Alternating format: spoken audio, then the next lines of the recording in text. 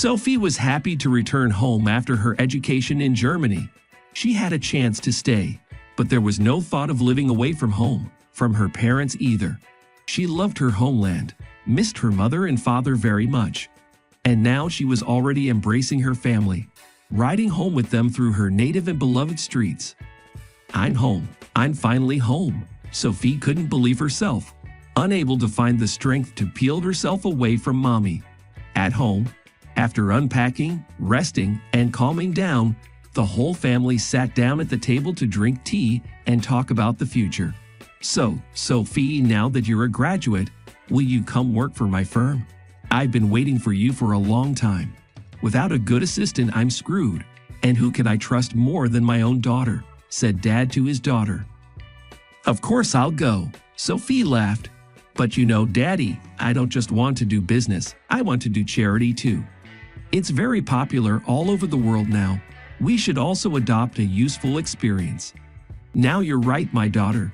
Charity is also very important for businesses and businessmen." The rating goes up immediately. My father replied approvingly. "I'm not so much for ratings. I just want to help people in trouble. I mean, I've been following life in our city on the internet. We have a lot of people who need help here. And you, Sophie, need to get your personal life together," said Bella, 25 years old after all. "I was afraid you were going to marry a German, but well done. You came back free." "Yes, and the 25th anniversary should be celebrated at home in a wide circle. Well, not just an anniversary, but to introduce you to everyone. Your employees, your business partners, your competitors. So to speak, we should have a party," my father suggested. "Oh, come on, Dad. What's that for? I don't like those banquets and buffets and stuff. But sometimes it's necessary, isn't it? And it will be interesting for you to see new people, to show yourself off," her father tried to convince her. Yes, and maybe at this banquet you'll find your destiny," Bella persisted. "Well, Mother, you could marry me off tomorrow," Sophie sulked playfully. "Even if it's today. To a good man. Kevin, don't forget to invite Scott and his son," she said to her husband. "Bobby is a very nice young man. He's a recent graduate too, and he's working. And he's handsome, by the way. And this one, by the way, Peter, even though he's older, he's a very, very decent man. That's it, Mom. If it's going to be any kind of a lookout, I'm not going at all." Sophie was already seriously offended. "Well, what a little girl you are, Sophie. I'm thinking of your future. 25 isn't 16, is it? It's about time you had a family and kids. Papa and I would be very glad to have grandchildren. Then I should not have been forced to study, but to take a course in sewing, let's say. And I would have had a locksmith husband and a bunch of kids," Sophie replied. "Really, Bella, who gives birth at 16 nowadays? The girl's graduated. She's got to prove herself," Kevin said. "She'll manage with her grandchildren and everything else." All right. I'm not marrying anyone off, just voicing my dream. That's all," Bella agreed. "I hope I don't have to wait long for it to come true." The banquet was held at the highest level. All the guests came, including sons. But Sophie's personal life has not changed a bit. The girl really decided to prove herself first, and only then to start arranging her own family. She enthusiastically started working in the firm of her father, but his main business was considered participation in a charity project. The fate of disadvantaged people are always very concerned about the girl. Her father approved of her occupation, but felt that Sophie devoted too much time to it. "I thought you'd take over the management, the reporting, and that would be great. And the fact that you often visit all kinds of shelters and orphanages, and that you spend a lot of mental energy, it's still unnecessary," my father said with annoyance. "What's the matter, Dad? You can't do these things without taking them to heart. But don't worry, I'm not going to have a nervous breakdown. When I see a problem, I don't panic. I look for solutions, because you taught me that yourself," Sophie replied calmly. "Well done, girl. But still, leave at least some time for yourself as well. Here I fully agree with my mother." Belle had expressed her displeasure at her daughter's infatuation with Charity in a much more active way. "Sophie, you were up so late again last night. How I wish I could hear that you were out on a date or at the theater, in a restaurant, but something tells me you weren't." "It's not, Mom. We're opening a crisis center and there's a lot of work to do. But you have no idea how much it's needed. It's going to provide help for pregnant minors, both medical and legal. Look, I'll show you what kind of rooms there will be. Never mind the rooms. They'll build it, they'll open it all up. Pregnant teenagers will come running. When are you going to think about your life?" My mother wouldn't let up. "I do, it's all part of my life too. And don't worry about me," my daughter reassured her. "How can you not worry? At least you should have some days off. When you look at all these deprived people, don't you want to be happier yourself?" my mother continued. "I do and I will. I'm happy now, first of all, that I can help people. Our foundation helped a boy who graduated from an orphanage to get an apartment. Isn't that happiness?" Sophie answered happily. "And personal happiness?" My mother would not let up. "I'm sorry, Mom. I didn't want to tell you. But you know, if you hadn't followed me so closely in my youth, I might have found personal happiness sooner too. So get married at 16? Or have an illegitimate child? Is that what you call happiness? Not necessarily. I wasn't going to get married as a high school girl, but I would have learned how to socialize with guys. And thanks to you, I grew up with the conviction that it was shameful. You couldn't. You had to push yourself to study, not hang around on dates. I still feel that way, and I can't get over myself." "Why don't you go see a psychologist then?" my mother suggested. "I'm not going anywhere, and I don't have the time, and I don't think it's necessary. Everything will come in its own time, don't doubt it. I'm sure of it." And Sophie was not mistaken. The time had come. She had met her man. It happened by chance, without any preparations, not in a theater or at some banquet. The girl popped out of the office, about to grab a bite to eat in the cafe she always went to for lunch, and saw a picture that touched her deeply. A very personable young man brought a container of food to a poor old man who was begging for alms. The poor man was moved to tears as he thanked the man, shook his hand, and then, trying not to attract attention, slipped him some bills. That scene would have caused only bewilderment to many, but it delighted Sophie. Just like that, without expecting any gratitude or benefit to herself, to help someone in need. This is a truly caring person, capable of compassion. She could not pass by and decided to approach this young man herself to get to know him, and maybe invite him to work for their relief fund. "Excuse me, young man. I saw you helping a beggar. I work for an organization that helps the homeless and people in difficulty in general, and I would like to invite you to participate in our work." The girl blushed when she said this, despite her determination. She was ready for the man to just brush her off, or maybe say that she was prying. But he smiled a little embarrassedly in response too. "Thank you for the offer. I'm very flattered. But, alas, I cannot accept. I already work with several orphanages and a shelter for homeless animals, but I can't pass by those in need either. That's the nature of it. I was on my way to the cafe, and then I saw this old man." "I'm at the cafe too. I have lunch now," the girl said, embarrassed. "Well, let's go together since we are colleagues. My name is Albert," the guy introduced himself. "And I, Sophie, you know what you did really touched me. It's a pity, oddly enough.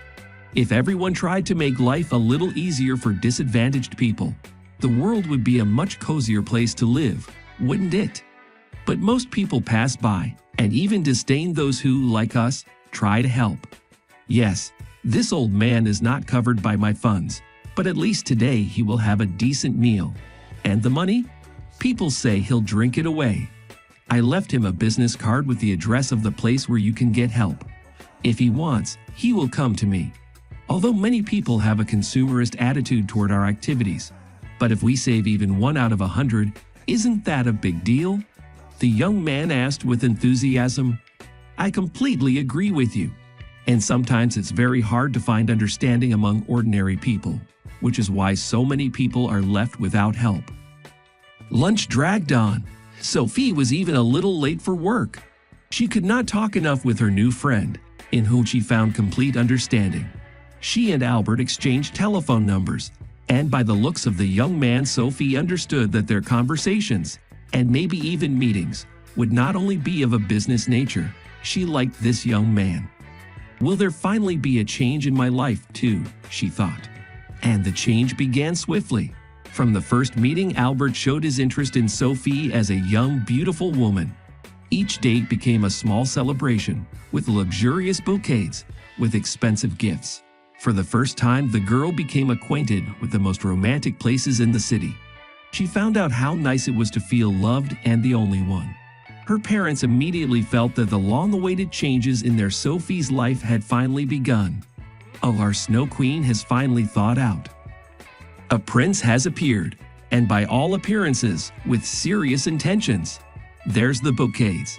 I wish I knew who he was, but it happens all kinds of things, sighed Bella.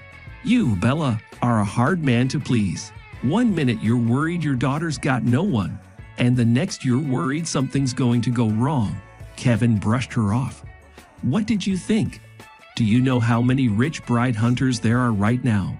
Well, I'm sorry, Sophie's not the type to flap her ears at the first person she meets. That's true, but she's too kind. If someone starts to pity her, she won't resist, especially if there's love involved. We should give her a hint to invite him to our place. There was no need to hint. After a short acquaintance, Sophie and Albert's relationship became so trusting that the girl decided to invite him to her home.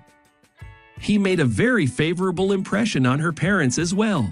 An intelligent, courteous young man with impeccable manners, and by all appearances, well-to-do. Kevin and Bella did not inquire particularly about his occupation and family, but he answered some of their questions quite straightforwardly. I've been living on my own for a long time, hoping only for myself. My mother died a long time ago. And my father? I don't know, he might be alive, but I haven't seen him since I was 3. So the only family I have is my mother's sister, who needs help herself. She is sick. So I had to go into business. And I'm not boasting about it. I have had some success. Sophie's father liked that answer, but her mother did not. Well, I don't know. Orphan, no family. It can't help but be alarming. You'd better go through your channels and find out what kind of business he's in. In general, about his past and present, she said to her husband, after the young ones had risen from the table and retired to Sophie's room. What channels? Kevin snapped.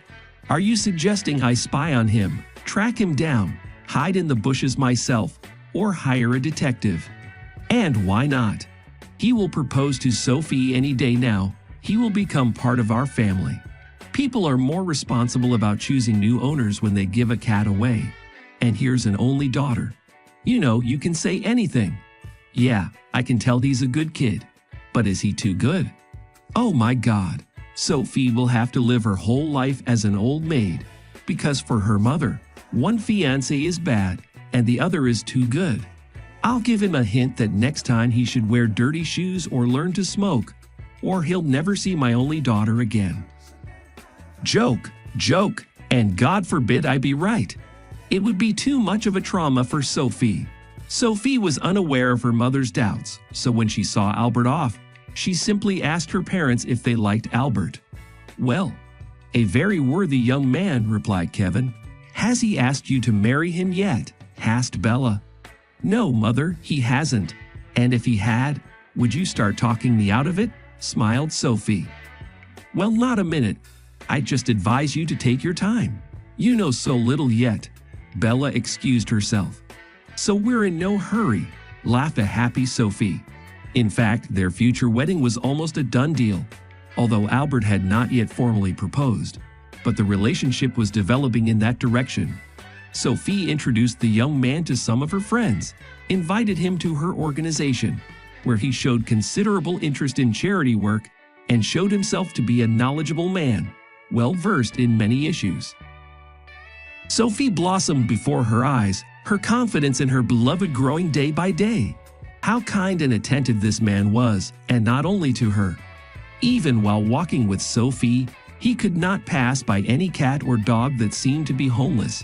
He bought some food, called the volunteers, asked them to come to the address, and take the animal to further find an owner for it. This led to the expected result. One day, Albert invited Sophie and her parents to the restaurant and proposed to marry him in all forms. Preparations for the wedding began. Even Bella's doubts subsided. Albert became his own man in their house and did not arouse any suspicions, demonstrating exceptional decency. Sophie herself, on the other hand, suddenly felt that Albert's decency and consideration were somewhat excessive. A new batch of doubts arose after one of the foundation employees said, "I'm sorry, Sophie, maybe I'm meddling. Your young man or already a fiancé, you've still introduced him to all of us. I saw him on the street the other day, and he was acting in a way that made me question his charitable affiliation. What is it?" wondered Sophie. What could he have done? You see, a homeless man, probably not very sober, came up to him, started, as I understand it, begging for money, and your Albert not only chased him away, but also shoved him roughly. And when he fell down, he kicked him. And his face at that moment was so angry that I even got scared.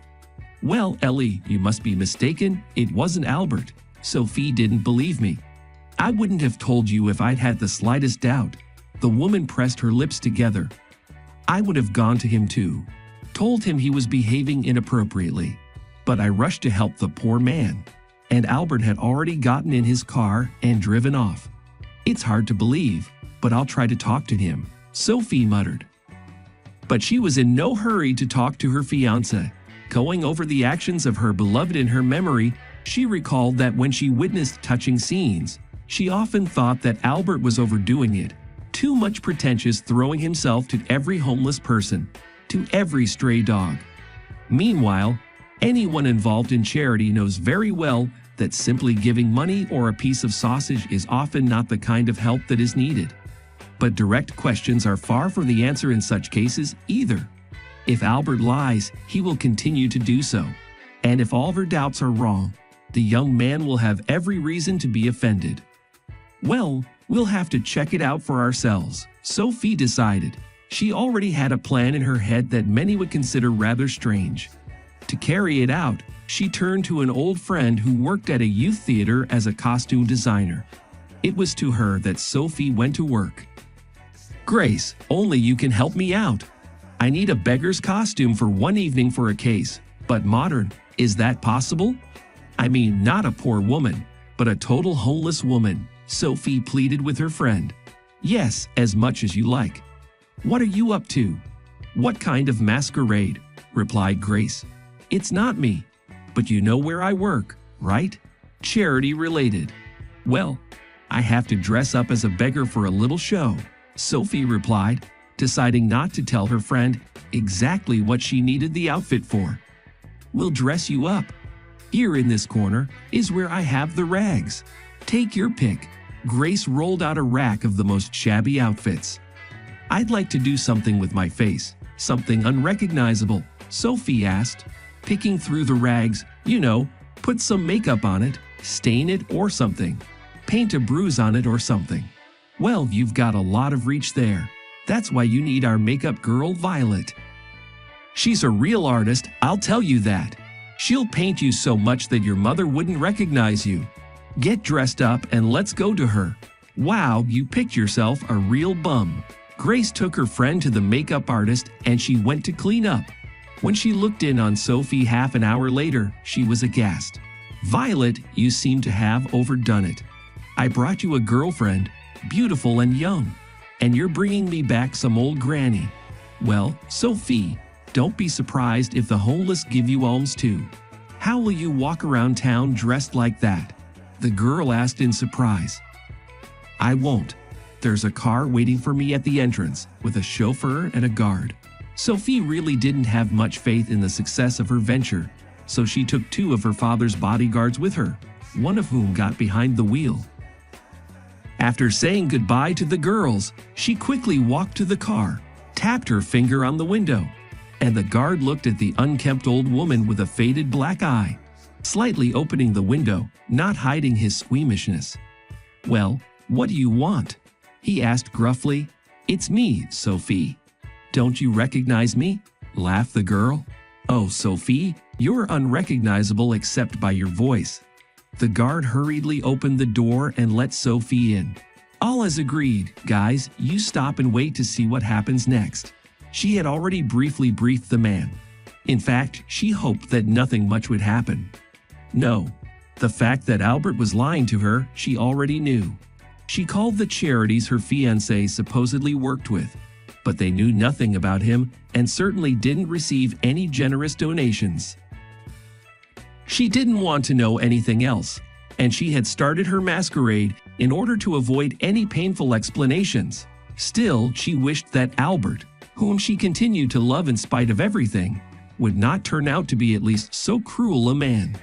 She got out of the car and, hunched over, began to wander down the street, where her lover would inevitably soon pass. Here he came, a handsome, stylish, confident man. Sophie hurriedly approached.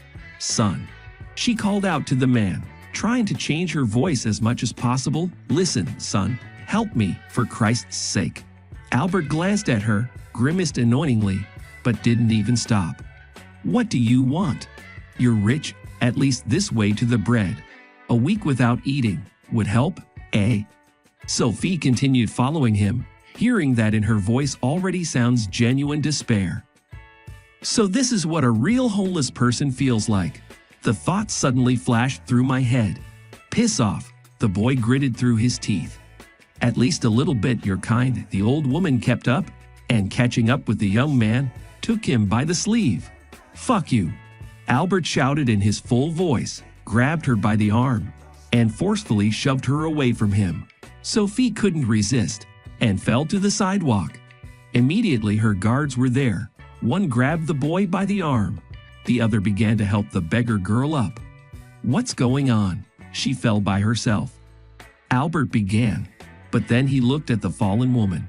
A layer of makeup was not hiding her familiar facial features after all. Sophie said in her usual voice, "Well, well, benefactor, it all makes sense now. That you also help orphanages and animal shelters, I also know." "Good day," said Sophie firmly, and followed the guards to the car. "Sophie, what are you doing?" shouted Albert confusedly and moved to follow his departing bride, but immediately realized that it was no use. God damn it, it all fell apart. And just when everything was going according to plan. Well, the viper. How the hell did she think of that? And why would she do that? "Well, what do we do now?" he thought, standing in the middle of the sidewalk, looking after the car as it drove away. Yes, there was much to consider. Albert was no benefactor or businessman, but an ordinary man from an average income family who dreamed of more. His parents were alive and well, but he had no relationship with them and had no special feelings for them either. They had raised him, educated him, and well, thank you. But he did not consider himself indebted to anything. He had long ago left home and gone to seek happiness, using his own data, especially external. Yes, he had his parents to thank for that too. His face, his figure, and his intelligence, by the way. No, Albert would have been offended if someone had called him an Alfonso or a crook. He didn't consider himself one. He even worked, which he could not do without, but his salary could not meet all his needs. Well, he lived at the expense of rich ladies, wives, or daughters, and sometimes business women themselves. It was a matter of luck. By the way, he gave them happiness. He did not steal or extort money. They were willing to do anything to keep him around. Albert himself would not have minded getting married if he had found a suitable match. And as he grew older, he began to look for one, realizing that he would not be able to bounce around in women like that until his old age. He would be 30 soon, and young handsome men would be growing up to compete with him. He realized this especially keenly after he had been dumped by another man. In other words, a fairly young and well-to-do single woman. He was ready to marry her. She was 10 years older, and she didn't seem to mind. And then suddenly she had another, younger, and apparently even better than Albert. And the hero lover got his resignation. And then a friend gave him a tip, that is, led him to this Sophie, the daughter of a very rich man and a smart girl herself, for a reason. 25 years old, unmarried, just your type. I'd do it myself, but I'm not old enough anymore. But for you, if you bring her to marriage, then consider your life a success. Isn't she scary at least? Said Albert hesitantly. I haven't seen it, to be honest, but for that kind of money you can't be ugly if you want to be. I'll give you, as a friend, information about it at a good price. Yes, friend or no friend, no one would do anything for free. For a lot of money, Albert got Sophie's information, and then you need more preparation to find out what kind of girl she was, what could attract her, and you need to know everything. And information again costs money, as well as appropriate attire. She might take pity on him as an unhappy man, but she wouldn't marry him. I had to try, and most importantly, spend a lot of money. I had to take out a loan, and not a small one. When he met her, he spent a lot of money on flowers and gifts. And how much he spent on these fucking bums, homeless dogs, stray cats, whom you do not meet. This one give, this one give. And how everything was going great. Sophie was not ugly, but even very pretty, adored him. Her parents almost threw themselves on his neck when they met. Already it was going to the wedding.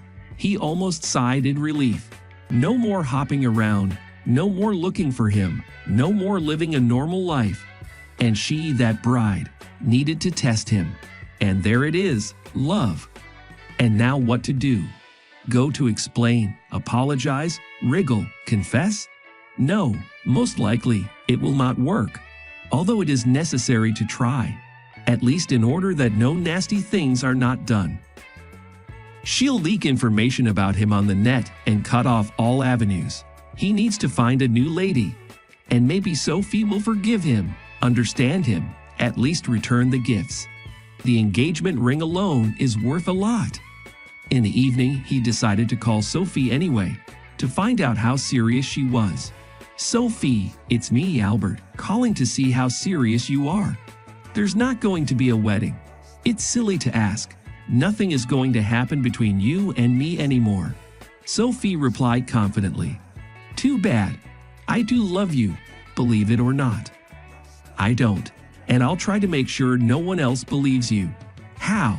He asked into the phone, surprised, and thought to himself, that's it. She's decided to ruin my life goodbye after all. There are ways. I don't want you to keep cheating on women. Her voice interrupted, and Albert thought this was his last chance. Sophie, honey, I'm so sorry. I just wanted to impress you, to get closer, because I love you so much.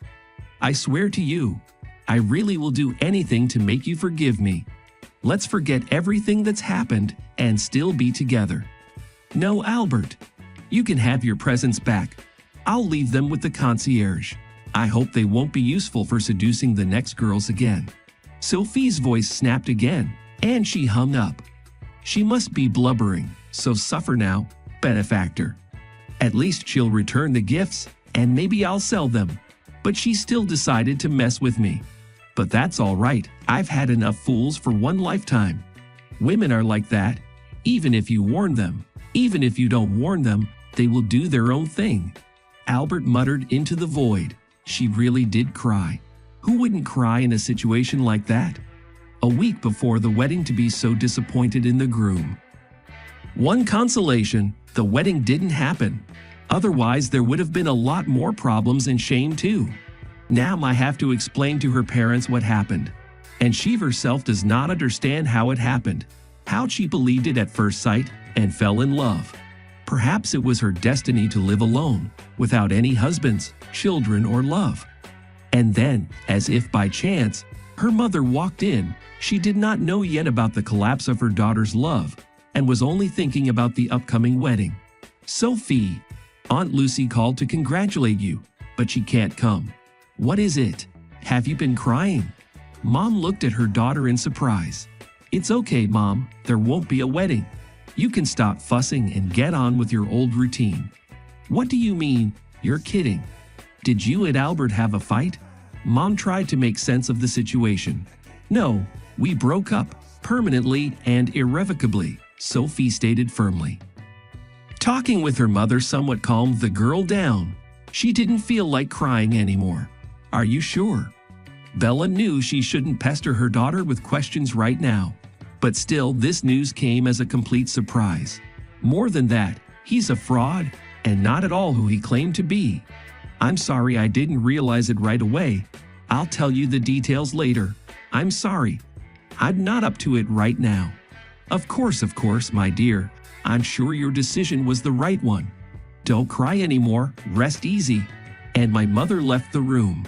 My poor girl, so suave, so gallant, just the perfect man.